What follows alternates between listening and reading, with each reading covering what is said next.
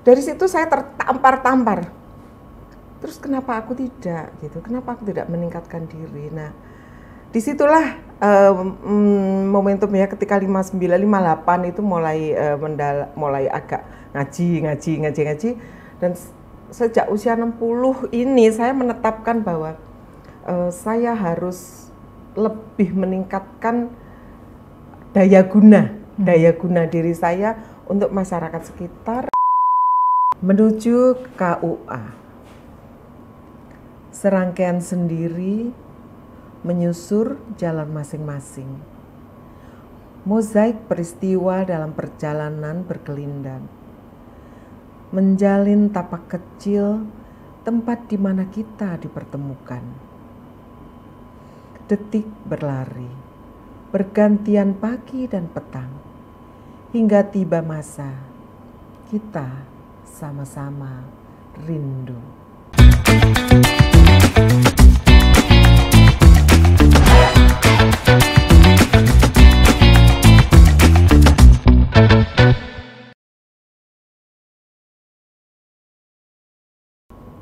Hai Tribuners, kembali lagi bersama saya Indah Himawati. Hari ini saya memegang buku istimewa. Saya selalu menyebut sesuatu dengan istimewa ya karena memang buku ini lahir dan dibuat dengan cara istimewa. Judulnya Bilangan 60. Kita akan berbincang tentang buku ini bersama penulisnya. Mengapa sih harus bilangan 60 dan mengapa harus lahir buku ini? Ini adalah buku puisi, teman-teman. Jadi nanti kita akan membahas beberapa di antaranya yang punya kisah-kisah begitu ya di buku ini. Baik, dalam cakap sana cakap sini ini saya bersama dengan, saya sebut hari ini spesial, saya sebut sebagai Ibu Wina Bojonegoro. Mengapa saya sebut sebagai Ibu Wina Bojonegoro? Karena sama seperti bilangan 60, beliau tahun ini berulang tahun ke-60. Istimewa banget. Mengapa istimewa? Karena angka 60, walaupun banyak yang menyatakan angka itu tidak berarti, bagi saya sangat berarti. Angka 60 itu luar biasa, karena di angka 60 ini Mbak Wina sajalah supaya lebih mudah begitu ya, karena biasanya disebut Mbak Wina. Mbak Wina Bojonegoro ini menandainya dengan melahirkan sebuah buku puisi. Baik, terima kasih sudah hadir di studio Mbak Wina. Coba kita lihat bersama-sama. Ini saya memegang buku puisi, kemudian Mbak Wina juga pegang buku puisi, dan satu lagi yang belum terbit tetapi sudah bisa dipamerkan. Ini ada satu lagi buku puisi, dan dua buku puisi ini menandai 60 tahun. Loh, istimewa atau 60 tahun? Biasanya 60 tahun itu sudah boleh disebut lansia. Boleh. Karena sudah dapat diskon di KAI. Betul. Kereta api berbaik hati kepada mereka yang berusia 60 dan mendapatkan diskon. Nah, ini baik, kita akan bersama-sama mencari tahu mengapa harus membuat buku. Iya, selamat siang Mbak Endah. Terima kasih sudah mengajak saya ngobrol-ngobrol tentang buku ini, Bilangan 60. Mengapa harus melahirkan buku? Ya, gitu ya. Saya tuh termasuk penulis yang genit. Karena seringkali melaunching buku itu menempatkan pada ulang tahun. Jadi ini ada ceritanya. Saya itu memilih ulang tahun saya sendiri. Jadi bapak saya tuh sebenarnya nggak tahu saya lahir tahun berapa, bulan apa, tanggal berapa. Cuman tahunnya, kata bapak saya itu, ketika Gestapo kamu baru belajar merangkak. Gestapo kan 65, ya kan? Berarti September 65 saya belajar merangkak. Oke lah, berarti saya belum setahun. Anggaplah saya lahir 64. Kemudian kenapa saya 10 Agustus memilihnya? Agustus itu adalah bulan yang meriah, gegap gembita ya, apalagi di desa. Balap karung lah, lomba gobak sodor lah, makan kerupuk gitu ya, macam-macam. Pokoknya Agustus itu bulan yang paling meriah di sepanjang tahun bagi saya yang di desa. Kemudian saya memilih tanggal 10 karena apa? 10 itu sawangannya kok pantas, 1 sama 0 gitu. Tribuners, coba tuh, saya tuh baru kali ini ada orang memilih sendiri tanggal lahirnya itu loh, dan dengan alasan yang Ya begitu itu ya. Ya memang apa ya, seniman itu unik kok. Ya, sudah dilanjut lagi sudah. Dan itu jadi ketika saya mau lulus SD, itu kan ditanya sama guru saya, mau nulis ijazah kan guru saya. Win, kamu lahirnya tahun berapa? Itu salah tahunnya, cuman saya memilih tanggalnya itu 10 Agustus. Cuman tahunnya itu salah karena saya mengikuti kakak kelas saya yang dia itulah model di kecamatan itu. Oh, dia pemain pingpong, penari. Saya ingin seperti seorang Mbak Min, itu namanya Mbak Min. Saya ingin seperti dia, jadi saya ngikuti tahun lahirnya padahal salah. Terus saya ngurus surat kelahiran dong, surat kelahirannya ngikuti ijazah ke Pak Cari. Saya sudah dimarahi sama Pak Cari. Ora iso kowe kira, ora padha karo Min. Ya tapi saya minta ini aja, sudah kadung di ijazah. Saya dimarahi Bapak.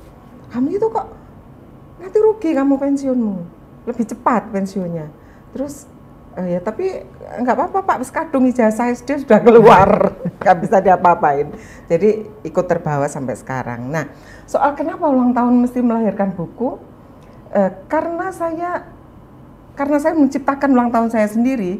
Jadi saya ingin setiap ulang tahun itu saya tandai dengan sesuatu yang saya mampu, sesuatu yang saya bisa, menulis buku.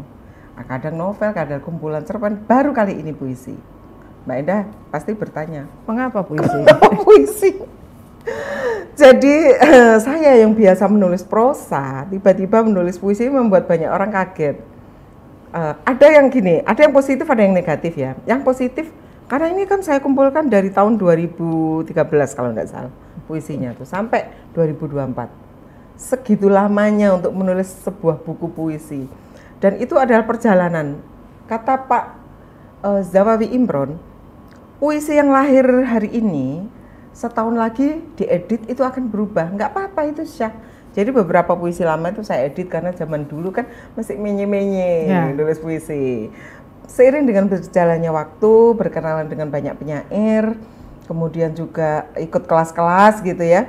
Akhirnya saya memberanikan diri untuk menulis puisi yang lama-lama tuh saya edit, terus akhirnya jadilah buku ini. Dan kenapa puisi tadi belum terjawab ya, karena ini tantangan buat saya. Saya ini kan penulis prosa, biasa nulis berpanjang-panjang, tiba-tiba dipaksa harus pendek-pendek. Ini pun diedit oleh Mas Koto ya, Indrian Koto diedit. Pun nggak bisa, ini kepanjangan, iku apik tuh nggak bisa, ini LM pun dicoret-coret, ada yang ditolak sama dia. Oh, prosesnya begitu? Iya, jadi saya tuh mengirim kira-kira 100 puisi, dipilihnya 60. Wah, banyak yang ditolak. 60 karena ya nama judulnya bilangan 60. Nah, terus kemudian saya sempat tuh ini api, kenapa ditolak? Itu nggak bagus karena dia kan memang basicnya penyair. Nah terus kemudian ini adalah tantangan buat saya. Apakah seorang prosais bisa menulis puisi? Nah makanya saya minta tolong orang lain. Ini kenapa penerbitnya bukan Patmedia? Saya minta ini pokoknya saya rela ini dipangkas, saya rela diedit, saya rela misalnya puisimu jelek kabeh Mbak Ina, ya sudah, aku berarti nggak usah. Kalau memang begitu ya sudah, aku nggak usah bikin buku puisi. Ternyata aku menemukan ada 60 dan ini cocok dengan usiamu, jadi mari kita terbitkan. Oke, terima kasih untuk Mas Indrian Koto. Dan ini covernya yang bikin suamiku. Ini dari lukisan loh, lukisan yang ada di Oma Padma, yang Mbak Endah belum kunjungi. Nah, ini juga, yang satu ini juga. Yang satu, oke. Nah, itu juga ini kan saya dan dia ini berdua kan. Ini kitab kado ini. Nah, kalau ini kan aku sendiri. Oh, enggak ada kambingnya ini. Kan kambingnya yang meninggal. Teman-teman, tadi disebut Omah Padma ya. Jadi Mbak Wina ini punya rumah ya, punya rumah di Pasuruan. Semambung, ya, Semambung. Purwodadi, Pasuruan. Ya, Kabupaten Pasuruan itu ada kandang kambingnya, dan kemarin itu si ibu kambing ini barusan meninggal dunia dan itu membuat sedih. Jadi ini juga ikut berduka cita atas meninggalnya Ibu Kambing. Saya nangis dari maghrib sampai subuh. Jadi begitu randomnya sebenarnya ya Mbak Wina ini ya, sudah tanggal lahir itu milih sendiri, tahunnya juga milih sendiri berdasarkan data, tetap berdasarkan data. Walaupun pemilihannya ya sudah lah. Waktu itu belum terpikir ya, mau sio apa, mau zodiaknya apa, belum terpikir. Nggak mikir waktu itu, nggak mikir. Tetapi tiba-tiba dapat Leo. Ya, tak cocok loh. Nah, menurut ramalan, Leo itu cocok denganku. Leo itu kan manusia ekstrovert gitu ya. Terus menyukai panggung. Itu gue banget gitu. Dari kecil deklamasi, menari, main drama, ikut pramuka, terus macam-macam. Sampai akhirnya terpilih menjadi aktris terbaik Lomba Drama 5 Kota tahun 88 itu di panggung masa Kak itu Jurasim. keren. Pada masa itu, dan setelah itu aku dimuat di koran sebelah itu, terus banyak yang minta wawancara. Jadi itu Leo tuh sangat senang mendapat perhatian. Saya tidak menyembunyikan ini bahwa publisitas itu ternyata bagi Leo itu sesuatu. Maka itu Leo tuh harus berkarya, karena dengan berkarya dia punya panggung gitu. Kok untung milihnya Leo, misalnya milihnya Februari begitu ya, Valentine 14 Februari misalnya begitu. Bisa-bisa aja tuh. Ya, saya nggak mikir soal bintang waktu, termasuk Sio. Ya. Nah, Sionya ternyata naga ya. Terus tak cocok-cocokin. Ternyata Sio naga ya cocok loh sama aku. Baik, ini ulang tahun yang unik ya, ulang tahun memilih sendiri, kemudian ulang tahun merayakan sendiri, ulang tahun juga menghadiahi diri sendiri. Tetapi ini penting Tribuners, menghadiahi diri sendiri semacam ini, karena ini bentuk penghargaan pada diri kita. Sudah 60 tahun loh. 60 tahun sudah lansia, kemudian sudah dapat diskon dari KAI. Bagi banyak orang angka 60 itu jauh dari publisitas begitu ya. 17 oke, 20 oke, 40 hidup mulai berawal dari angka 40 itu. Tetapi 60, apa yang diharapkan dari orang yang berumur 60? Coba sekarang saya pengen tahu. Hidup itu setiap hari itu selalu penuh dengan pembelajaran.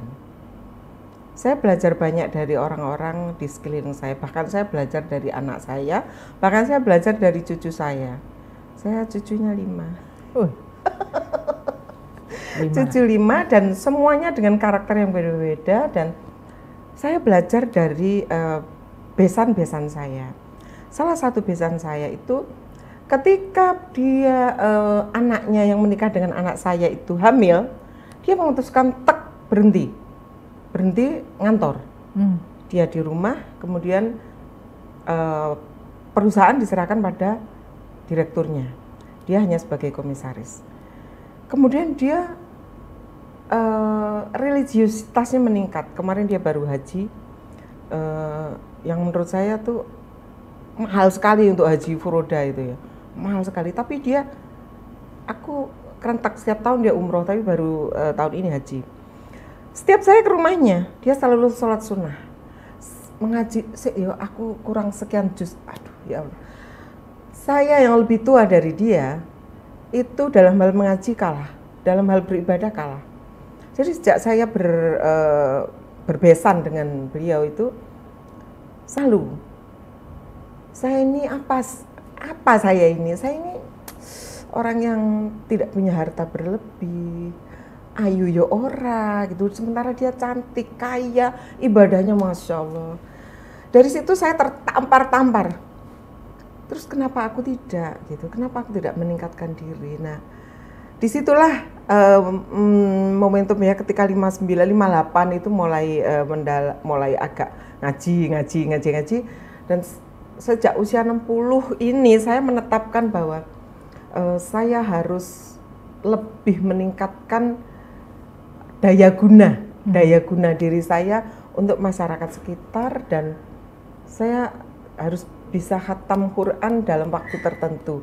Karena udah 60 Nabi aja meninggalnya 63 gitu ya, Nabi Muhammad. Saya udah deket nih. Kalau misalnya mengikuti Nabi udah deket nih gitu.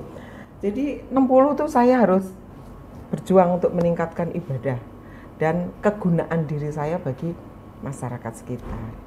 Jadi saya sekarang kan udah menjadi guru ya bagi anak-anak di kelas minggu itu. Di tetangga Omah Fatma itu anak-anak kelas minggu saya ajari apa saja, ya bahasa Inggris, ya pengetahuan umum, ya budi pekerti. Saya ajak mereka untuk makan sehat. Setiap minggu itu saya mesti, sudah makan telur semua sehari satu gitu. Kok saya jadi seperti dokter puskesmas, 1 hari harus makan telur 1. Kenapa harus makan telur, Bu Guru? Katanya kecil-kecil. Karena telur itu protein bla bla bla bla bla. Terus, periksa kukunya hitam. Mau dipotong Bu Wina atau dipotong ibunya? Sama ibu saya aja deh, pulang nanti minta dipotong ibunya kukunya ya. Termasuk miso gitu ya. Anak kecil-kecil tuh suka miso. Kalau miso di lingkungan Omah Fatma kena denda 2.000. Kalau buang sampah sembarangan kena denda 1.000. Dan mereka kalau miso saya nggak dengar itu langsung datang. Bu, 2.000. Kenapa? Tadi saya miso. Oke, jangan miso lagi ya. Nanti uang sakumu habis. Jadi itu anak-anaknya. Saya juga mengajak ibu-ibunya untuk berdaya dan bahagia. Saya mengajak teman-teman untuk jadi volunteer. Ya, teman-teman ini bisanya apa gitu. Ada yang psikolog, ngasih kelas apa. Ada yang kemarin Mbak Kristantin itu kan coach gitu ya, life coach. Jadi ngajari bagaimana membina keluarga harmonis. Itu tetangga-tetangga juga antusias datang begitu? Terus pertama-tama awalnya tuh saya pancing dengan makan. Jadi makan gratis, terus dimasuk itu. Kemudian juga kria, kelas-kelas kria itu selalu diadakan sebulan sekali. Nah ini yang harusnya bulan ini itu adalah kesehatan gigi, menjaga kesehatan gigi keluarga. Itu tertunda karena sibuk sekali Agustus ya, banyak sekali acara luar biasa, ada pawai, ada macam-macam. Jadi saya mengagendakan tiap bulan ada event. Nah bulan depan itu donor darah, itu 3 bulan sekali rutin. Nah dengan PMI.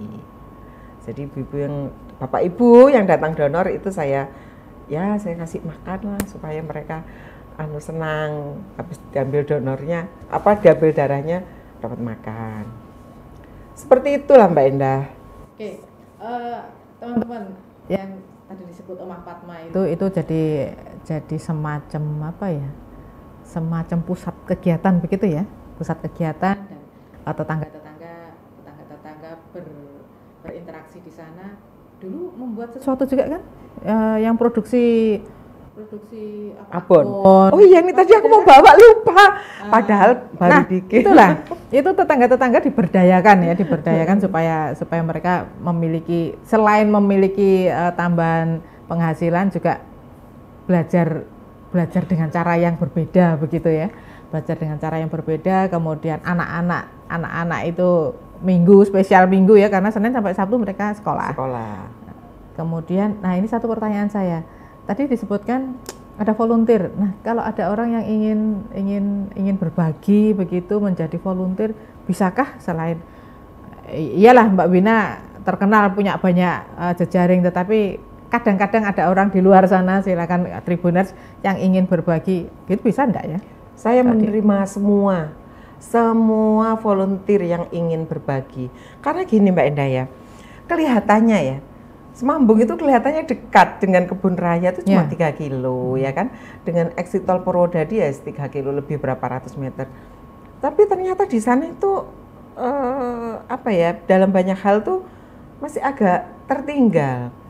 Semua punya gadget, tapi nggak tahu bagaimana memanfaatkan gadget untuk misalnya jualan, Ya. gitu ya. Kemarin ada tuh kelas fotografi bagaimana memotret produk dengan handphone. Ibu-ibu itu? Kalau itu semua, bapak ibu, remaja semua.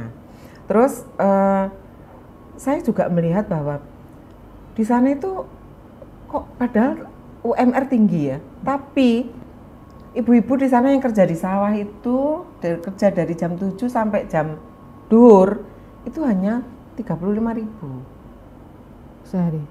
Setengah hari itu berarti ya, dari jam 7 sampai itu.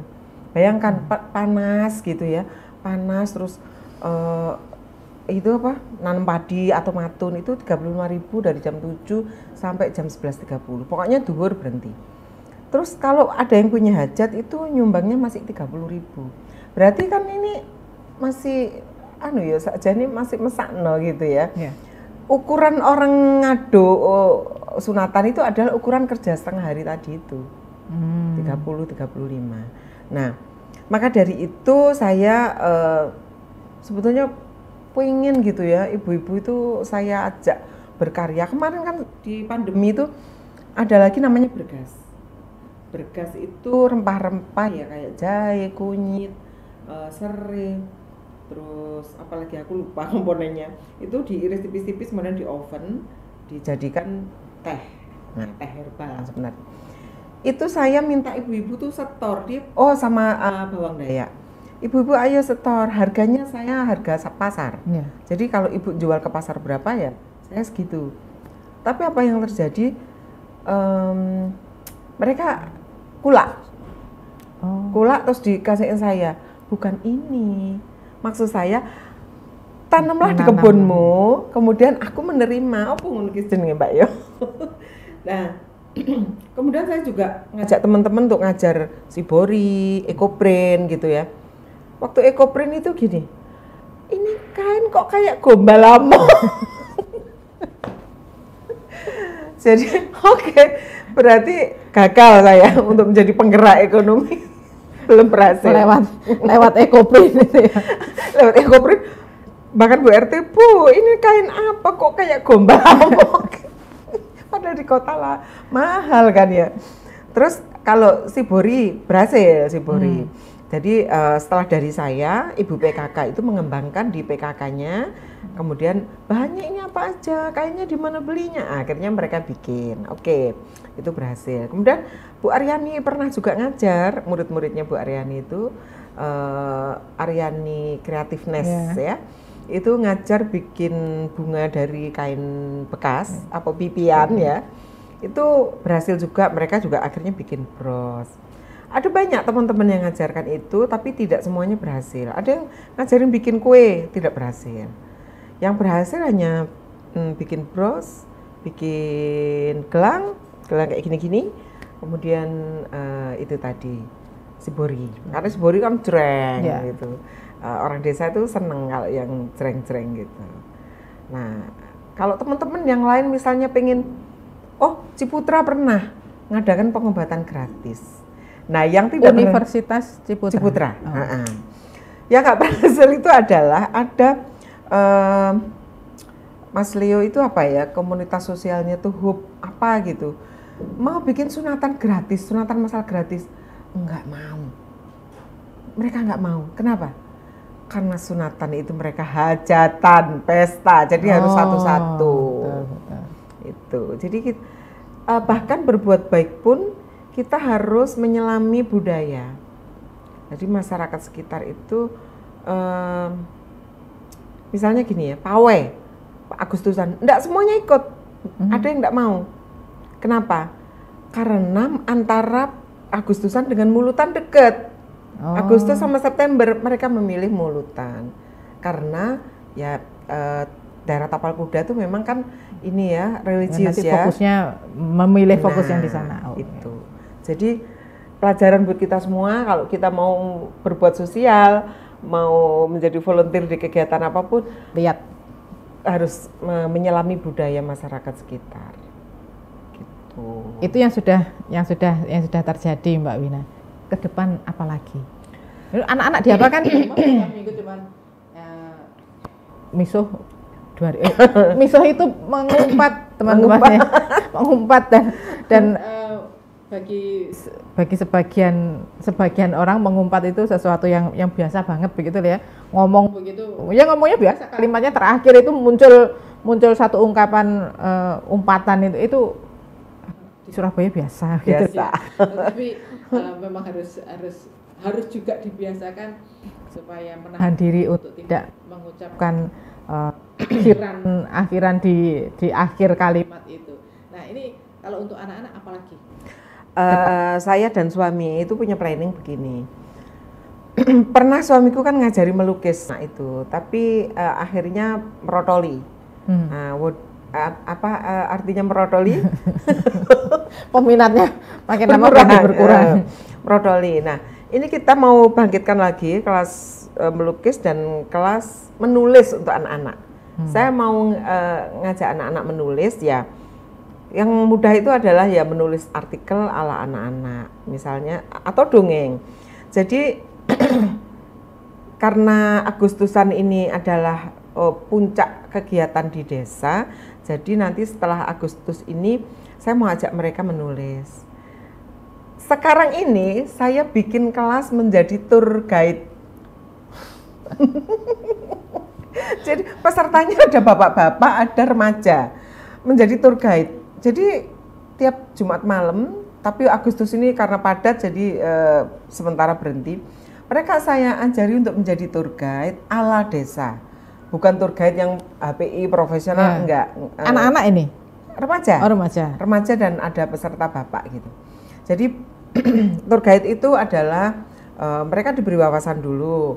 Bagaimana menjadi tour guide itu salah satu adalah dia harus menjadi pusat informasi. Nah, sekarang saya tanya, Semambung ini ada informasi apa yang bisa menjadi daya tarik? Satu, kulinernya Semambung apa? Bingung mereka. Apa ya Bu ya? Pecel Bu, pecel di mana-mana ada.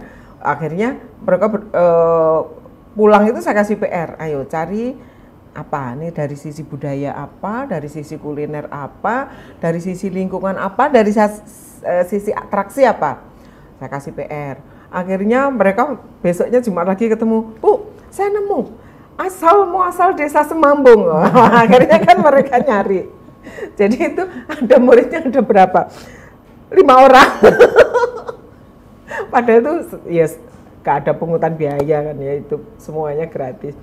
Nah, terus termasuk saya ajari mereka menjadi MC. Jadi sebentar, sebelum masuk ke MC, mengapa tour guide ada ceritanya, karena Mbak Wina ini punya patmatur. Patmatur itu harus cerita dulu tentang patmatur, mengapa kemudian arahnya ke tour guide itu supaya ada latar belakangnya. Ya, jadi saya kan hidupnya itu dari Patmatur Organizer. Itu saya dirikan 2011 ketika saya resign dari sebuah BUMN. Nah, kenapa kok Patmatur Organizer? Nanti saya tulis di buku kehidupan kedua. Oh. Jadi setelah menjadi pejuang 8 ke 5, akhirnya bekerja bisa buka laptop sambil dasteran, sambil sarapan nggak mandi tapi di depan laptop gitu ya. Itu saya alami, bekerja sendiri dari rumah dengan dibantu oleh 1 orang staf semula, kemudian nambah. Sekarang kami berkantor di sebuah kantor yang lumayan prestis. Nah, kenapa kok itu saya memilih tour organizer itu karena saya suka jalan-jalan. Kemarin waktu ngantor itu setahun kan cuma 12 hari cutinya. Nunggu tanggal merah supaya bisa pergi agak jauh. Jadi saya tuh nggak bisa nabung, duitnya buat jalan-jalan aja gitu kan. Akhirnya dengan mendirikan Patmatur itu kan saya bisa bekerja sambil bersenang-senang sambil liburan. Nah, kemudian hubungannya dengan Omah Patma. Saya sering menjual paket wisata di Omah Patma, yang bahkan orang tetangga sekitar tuh nggak ngerti ini dijual. Oh, ini paket wisata, nggak ngerti. Mereka taunya masak. Mereka taunya pokoknya masak untuk tamunya Bu Wina.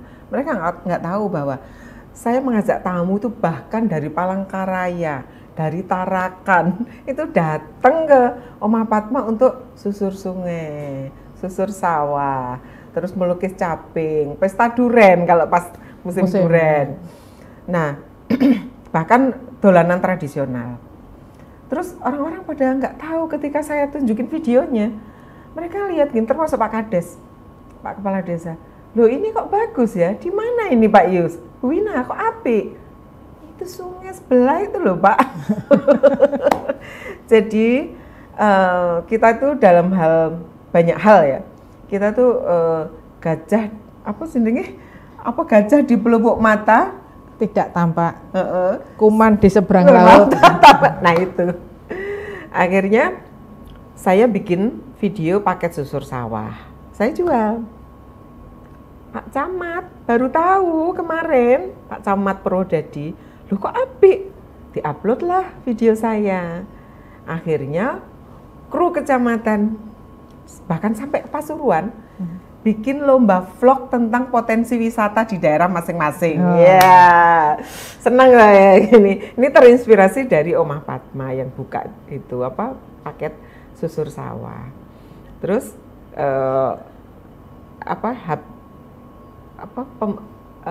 HIPMI ya, Himpunan Pengusaha Muda Pasuruan, itu ada yang japri, Bu, terinspirasi dari susur sawah, kami mengadakan lomba ini, hadiahnya lumayan 30 juta.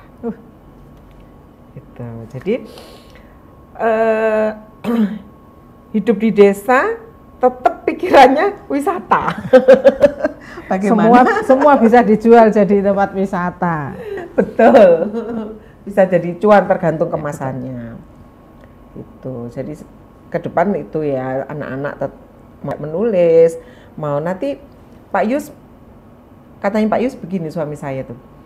Kalau bisa remaja, bapak-bapak, ibu-ibu semua siapa yang mau diajari melukis, nanti kita bikin pameran lukisan sendiri. Karya Semambung. Gitu. Loh mereka nggak punya kanvas nanti. Oh ya kita tak buatin lah, tak bikin kecil-kecil aja dulu, kanvas kecil-kecil.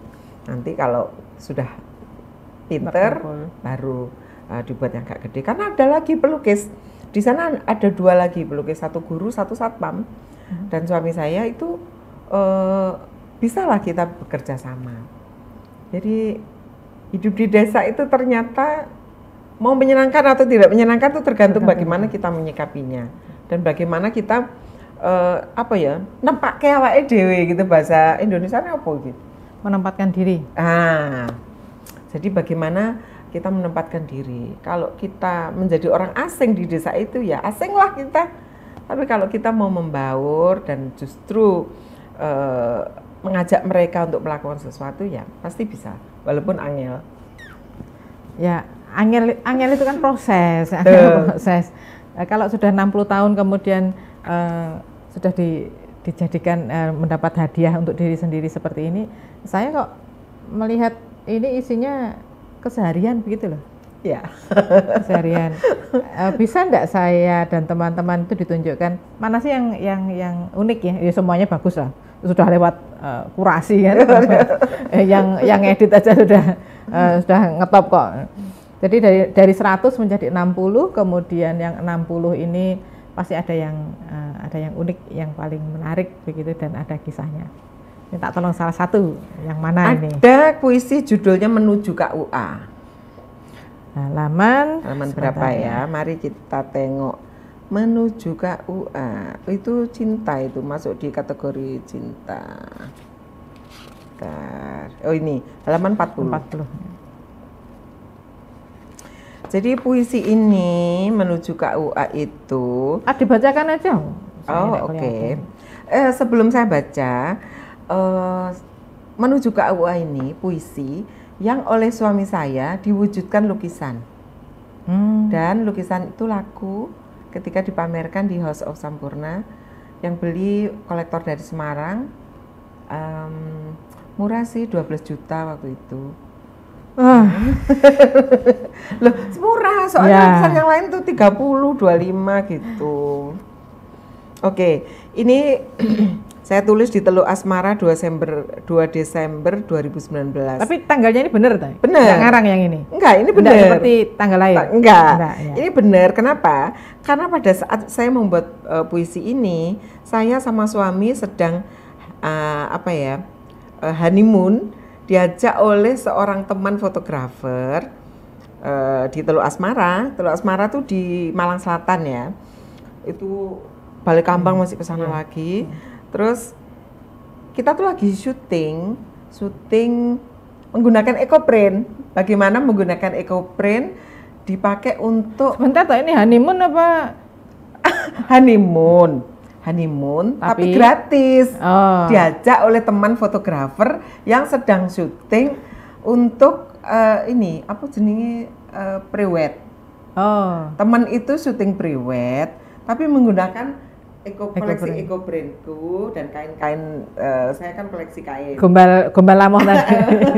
Terus mereka syuting, saya dikasih kamar gratis karena kain-kainku dipakai itu. Ayo Mbak, honeymoon. Nah, honeymoon.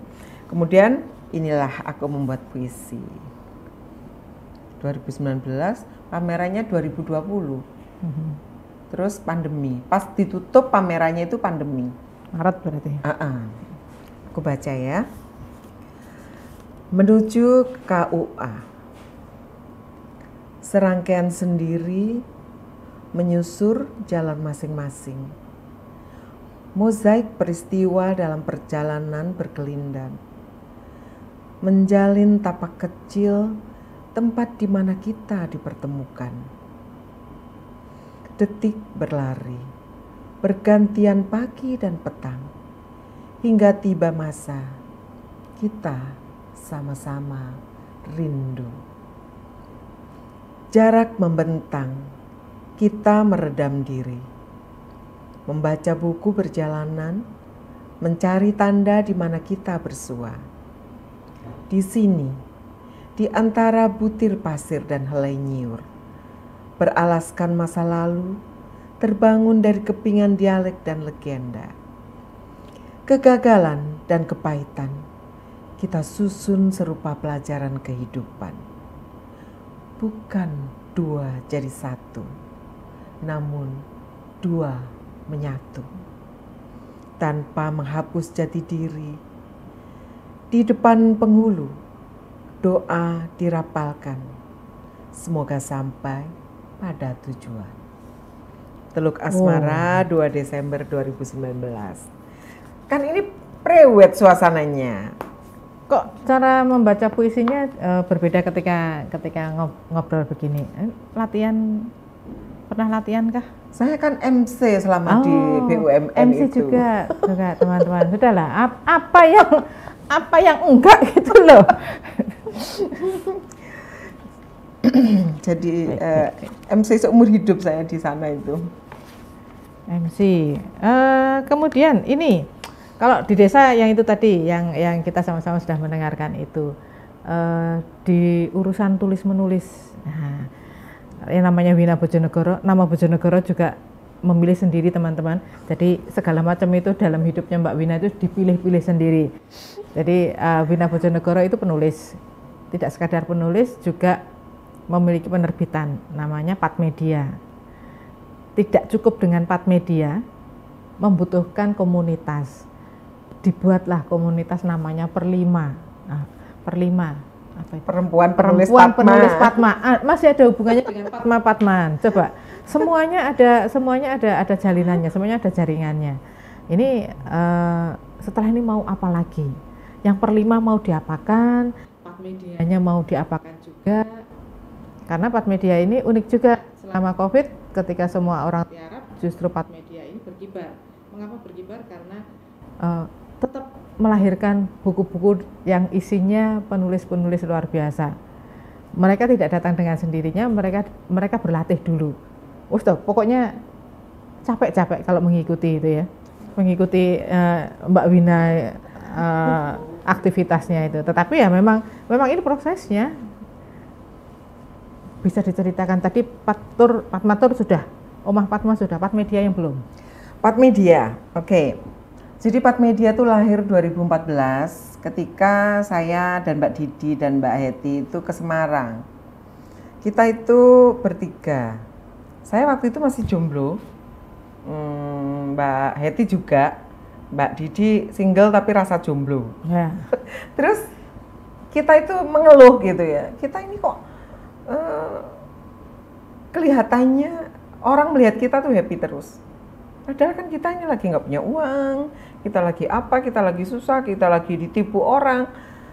Tapi kan kita tetap merasa hidup ini indah toh.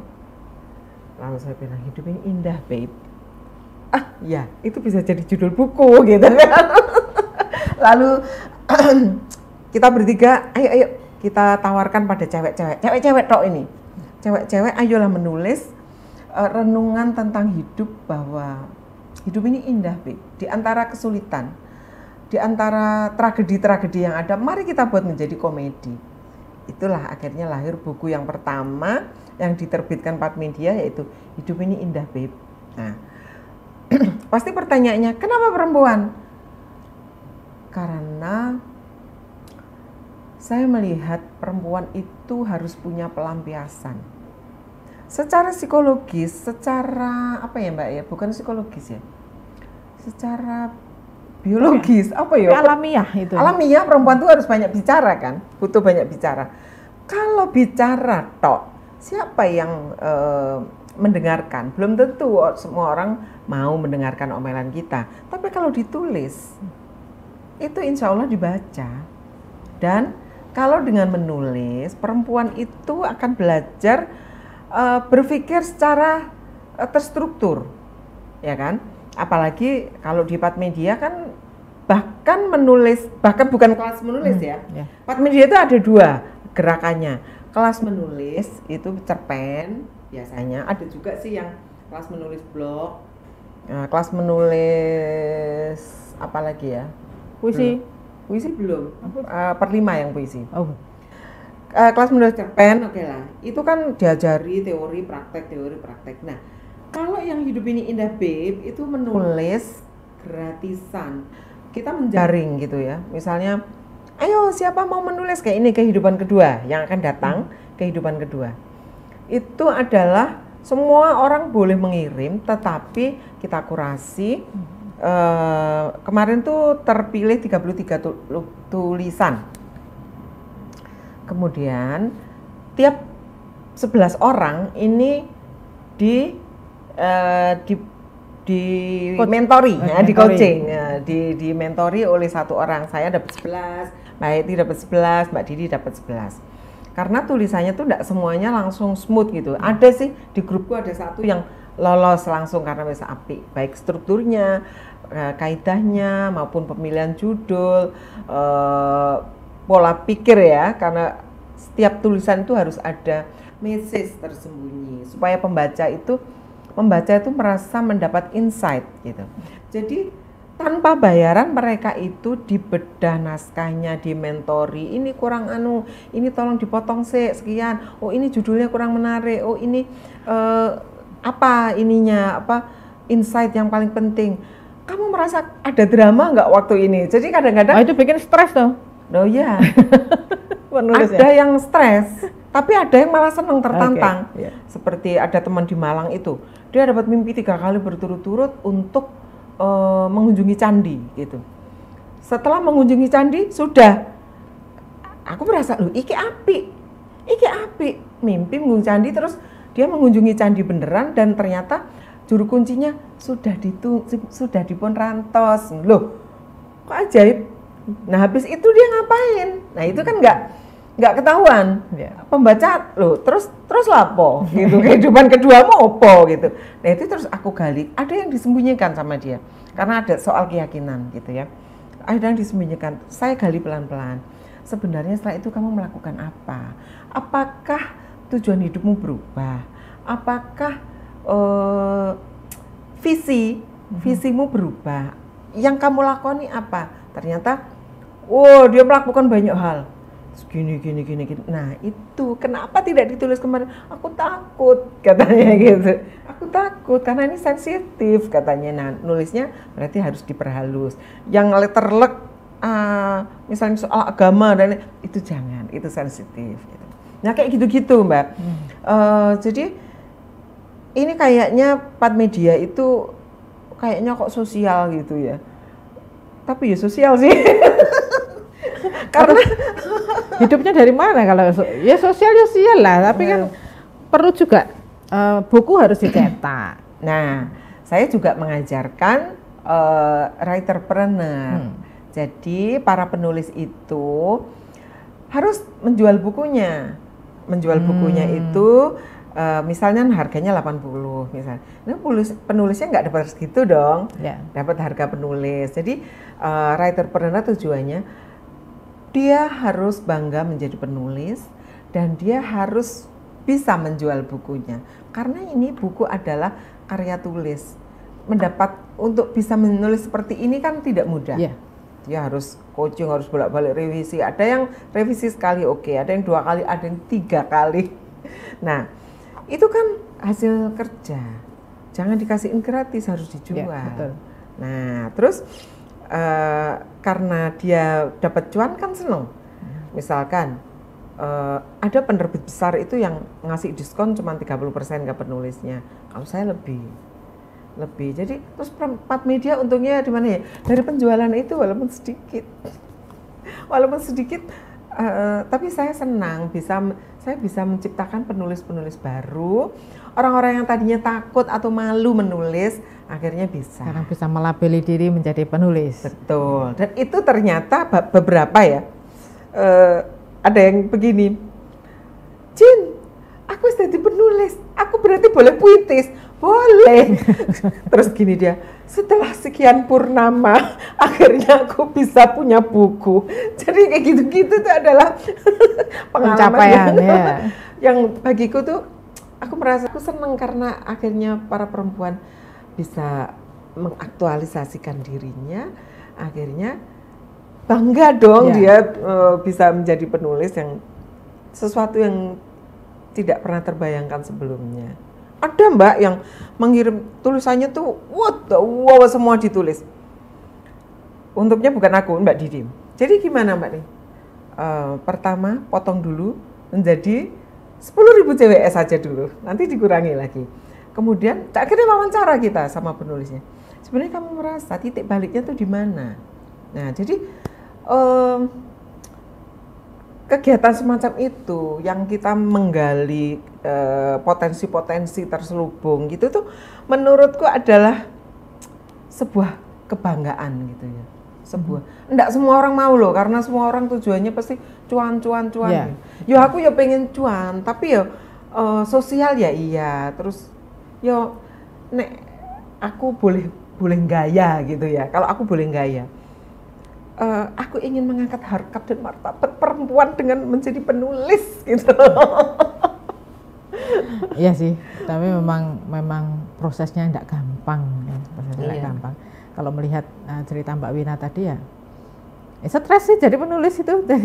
Jangan dibayangkan menulis sekali jadi kemudian diterbitkan, kemudian bisa dengan bangga menunjukkan aku sudah punya buku, aku sudah bisa mendapat label penulis. Enggak segampang itu, karena memang di Pat Media itu ada proses yang harus ditaati bersama.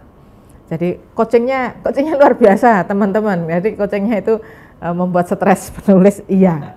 Karena bukan karena materinya, tapi juga karena deadline. Ya memang harus ditaati, dan itu kita belajar bersama-sama di sana. Itu Pat Media. Setelah ini mau membuat apa lagi? Pat Media sudah, Umah Fatma sudah, Patmatur sudah. Per 5 mau writing camp. Masih ada urusannya dengan tulis menulis. Jadi per 5 perempuan. Ini sini semua perempuan. Jadi yang ikut nanti memang hanya boleh perempuan begitu ya. Di mana?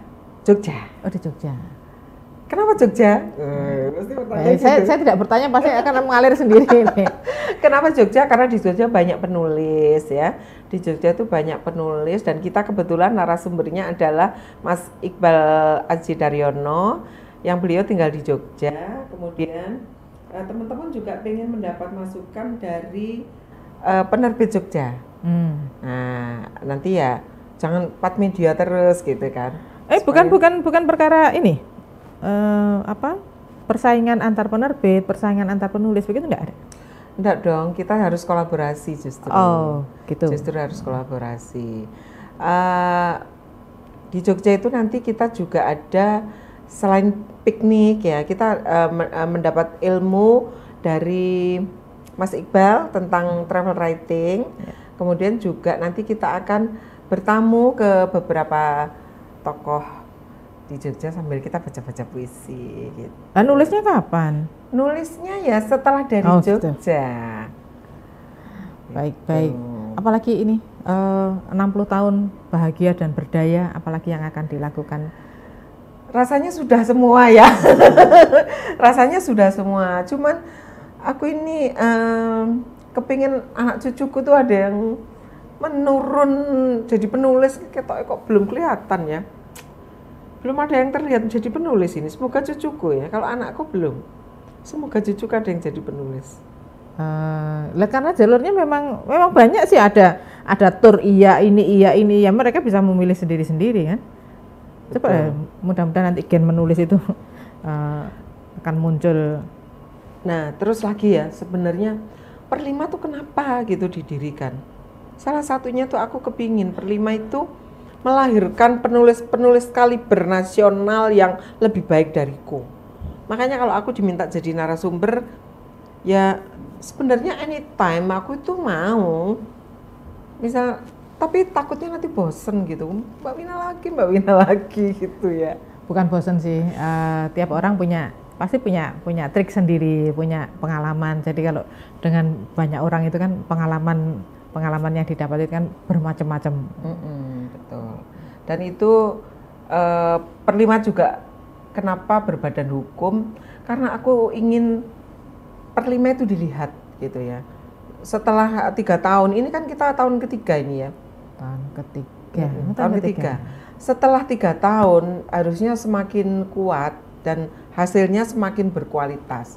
Dan aku kepingin Perlima itu jadi mitra bagi banyak komunitas yang lain atau lembaga gitu ya, yang butuh teman jalan di dunia literasi. Kami ada, dan di lembaga kami itu sudah berbadan hukum. Jadi jangan takut komunitas nanti lari tidak bertanggung jawab. Tenang, kami berbadan hukum dan di dalamnya berisi orang-orang yang kredibel. Ketuanya aja Kak Willis. Kak Willis itu adalah penulis juga ya? Pasti penulis lah, namanya juga Perlima. Penulis yang dulunya kukira tidak bisa menulis cerpen, ternyata bisa menulis cerpen. Dan setiap kelas menulisnya Pat Media selalu ikut. Tapi diminta revisi juga mau. Kemudian ada pengurusnya, ada Kak Windy yang digital minded, ada Kak Vivin yang traveler juga. Kita anggotanya juga banyak macam-macam, ada Kak Vivit yang hipnoterapi, ada Kak Yulfa yang sekarang jadi konsultan air, macam-macam profesinya. Jadi sebenarnya saya ingin menjual anggota gitu loh. Makanya kenapa saya minta profil anggota itu ditayangkan di website. Karena saya kepingin orang itu melihat website Perlima dan bisa mengambil sesuatu dari anggota Perlima. Jadi saya ingin menjual anggota Perlima gitu loh maksudnya. Kenapa aku ngotot harus ditampilkan profilnya. Baik. Mbak Wina, ini ulang tahun yang milih sendiri. Ini saya pengen tahu nanti ketika 2 buku ini muncul ada seremonialnya enggak? Nanti kita bikin Jagong Sastra di Omah Fatma. Oh, Omah Fatma. Gitu. Cuman harus lepas dari Agustusan. Oh gitu. Enggak apa-apa, lepas dari Agustus. Ini aja tanggal lahir aja bisa milih kok, apalagi hanya untuk perayaan seremonial. Bisa milih, sudah tenang saja. Karena sampai dengan 8 September itu masih ada pawai-pawai gitu di desa. Jadi saya kepingin teman-teman datang ke Omah Fatma, makan ala desa. Kalau teman-teman mau datang agak pagi, tak ajak susur sawah. Jadi baik, terima kasih. Ini ulang tahun yang luar biasa. Saya juga baru tahu kalau boleh milih tanggal lahir. Ini ada dua buku, yang satu belum terbit teman-teman. Ya, sebentar lagi terbit, saya masih menunggu ISBN. Yang beli buku ini uangnya untuk membangun rumah baca di Omah Padma. Rumah baca itu yang seperti apa? Untuk ibu, untuk bapak, untuk anak-anak? Untuk umum sih, untuk umum. Nanti saya di sana akan bikin kegiatan-kegiatan yang berbau literasi setelah rumah baca itu berdiri dan dulu tertata. Kan punya perpustakaan? Ya ada, tapi kecil. Sementara bukunya banyak, jadi nggak tertampung. Saya maunya ada bangunan tersendiri yang bisa menampung semua buku-buku, terus nanti di luarnya itu ada tempat untuk bacanya, di dalam tempat bukunya, tempat bacanya di luar. Sekarang lagi dibangun dan donasi tetap ditunggu. Baik, ini hadiah untuk diri sendiri yang luar biasa, nanti hasilnya juga untuk banyak orang.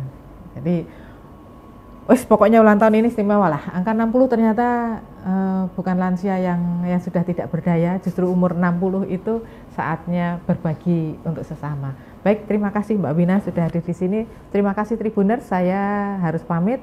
Sampai jumpa.